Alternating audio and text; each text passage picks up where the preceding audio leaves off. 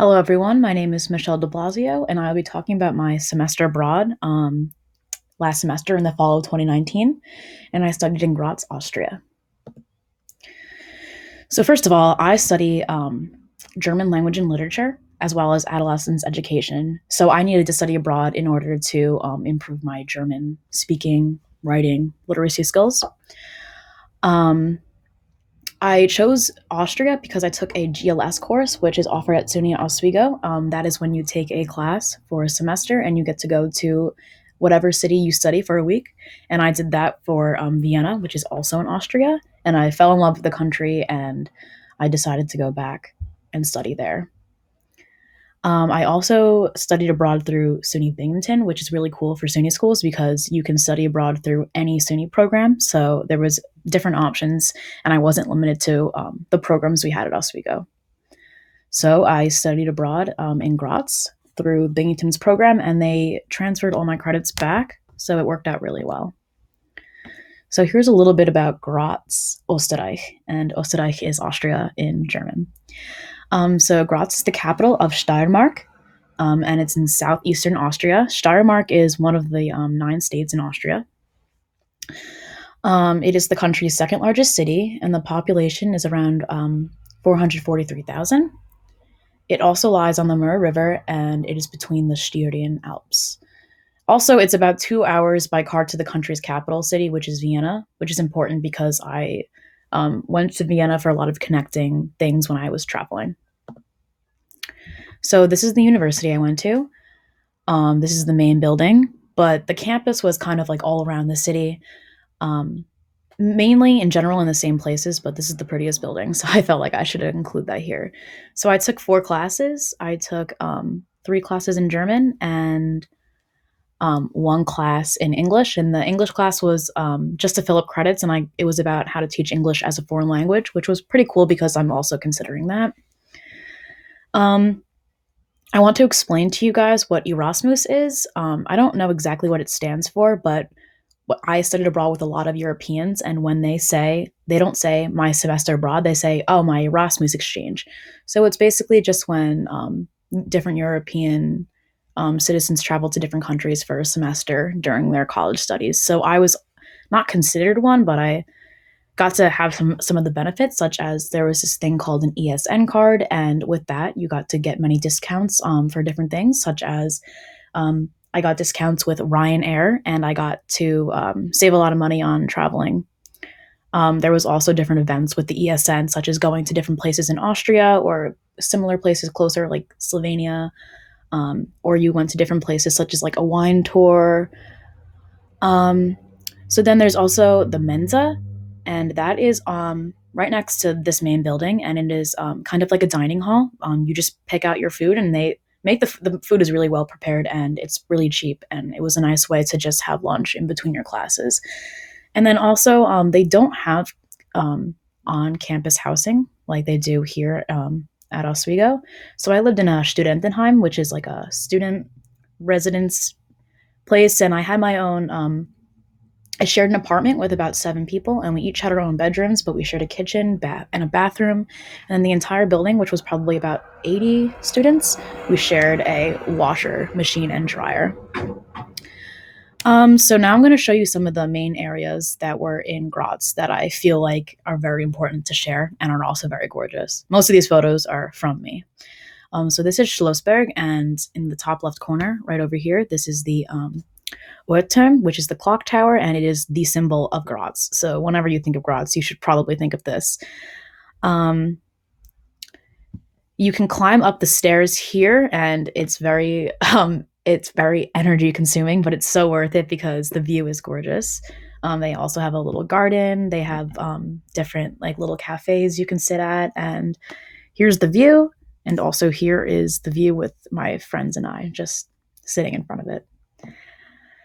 Here is Hauptplatz, which means like the main area. So here you can find the Rathaus, which is this photo right here, and that is like the main government building. And around here there are many different shops, cafes. It's the main like we have trams in Graz, and it was like one of the main areas for like central pickup. And it's a very gorgeous place. They have their Christmas markets there, and they also had a Styrian festival, and they plan a lot of their events in this main area, and it's a very pretty place. Here's some other places. We had the Obergraz, which is the opera house. I went there, and with the ESN card, I only paid €1 for my ticket, which was really, really cool. I saw a ballet called Cinderella, and then I also saw Guys and Dolls, but it wasn't German, so I did not understand everything fully, but I did understand the main gist, which was really cool. There's also the Stadtpark, which is this park that is in the middle of the city. It's very pretty. Here's the fountain, which is like the main area of it. And then we have the Meerinsel, which is it's a little cafe that's in the middle of the Mer River, and it's really pretty. I never actually ate there, but you can walk through, and yeah, it's another symbol of Graz. We also have the Kunsthaus, which means art house. It's a museum. It's called Friendly Alien because it looks very weird, but it sticks out like a sore thumb, but it's also pretty cool to look at. There's also a really, really good cafe there that I went to pretty often. And then we have Schloss Eggenberg, which you take the end of the tram to. And I don't know exactly who lived here, but it's like the main castle that we have here. And it was very pretty. So here is Graz during Christmas time, or they say Advent instead. Um, so we have they love to decorate everywhere. That was including all of Europe, not just Graz. And they have little things such as like Kinder Advent. So there's like little activities for kids to do in the main area in Hauptplatz. They have the Christmas tree, and there was a Christmas tree lighting. Um, they also have a lot of different like foods and like waffles and cheese and honestly so much different foods you can't even imagine. And they also had Glühwein, which is like a hot wine, and it was so good. And it was really cool to just experience like the holiday times during my exchange. Um, and then here, I like to include this because it was one of like my favorite things to do that I did there. I got to go to an alpaca farm, and honestly, it was amazing. I've never been that close to alpacas, and they're so cute. We also went on a wine tour. So that was in like the lower Steiermark area, like about an hour from Graz. And that was also really fun. So besides just studying abroad and staying in Graz, I one of my big things was traveling. I've always wanted to go to Europe, and I've always wanted to travel to so many different cities, and I got to do exactly that. So here are some of the cities I went to. Um, I went to Vienna, Prague, Budapest, Munich, London, Zurich, Ljubljana, Salzburg, and Amsterdam. Um, and I used the only place that I had to take an airplane to was London. So every other place I used this company called Flixbus, or it's a bus, and they sell very cheap tickets. And you also get to bring one thing of carry on, and it's very cheap. Like I said, for example, I would go to Vienna a lot for either just visiting there or connecting to go to other places, and about it would be about €9 for a one way. And in my opinion, that's very cheap.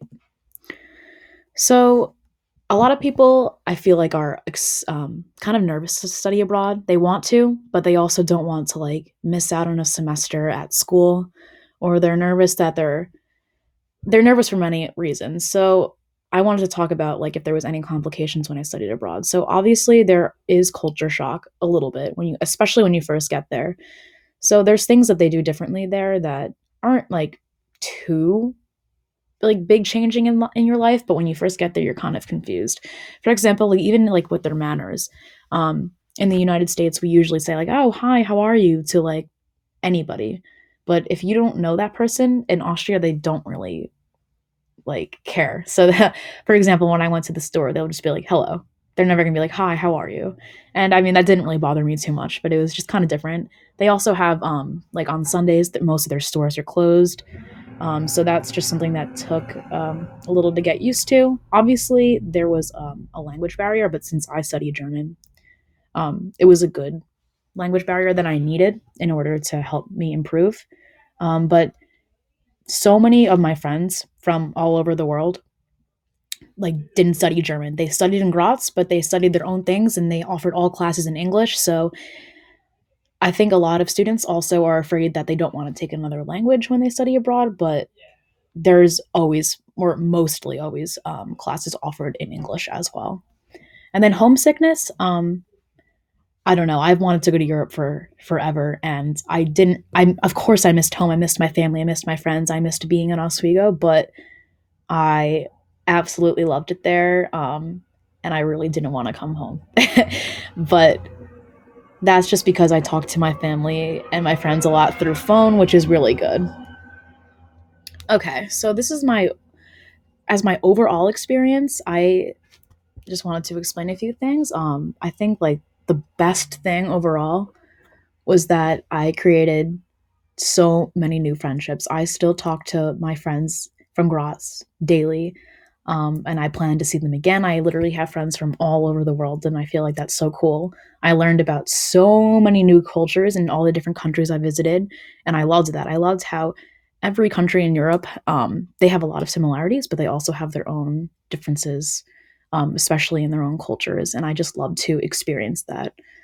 For example, when I was in Salzburg, I was there for Christmas, and I got to experience my first Austrian Christmas, which is a little different than the United States, and I just feel like that's a really cool thing to experience in your life. And also, improving myself was a huge aspect of this trip. So, my German before I went was definitely not where it is now. I'm not saying I'm fluent because I still have a lot to learn, but I was very, very self conscious with my German, and I was always afraid of making mistakes.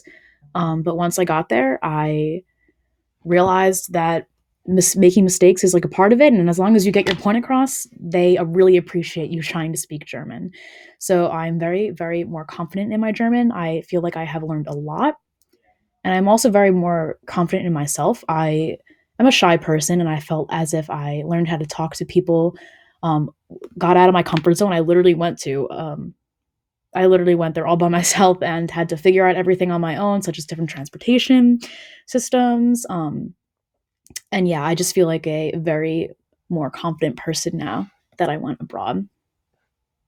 Also, on this photo on the right is a tattoo I got, and it says Fernweh, which means wanderlust in English, which is like the desire to travel, or travel to places that you've never been.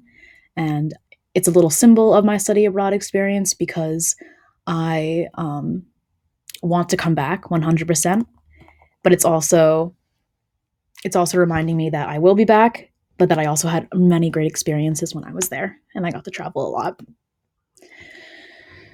So I think that if you ever have doubts about studying abroad, you should take those doubts with you, but go anyway and just go out of your comfort zone because I mean, I don't think you would regret it.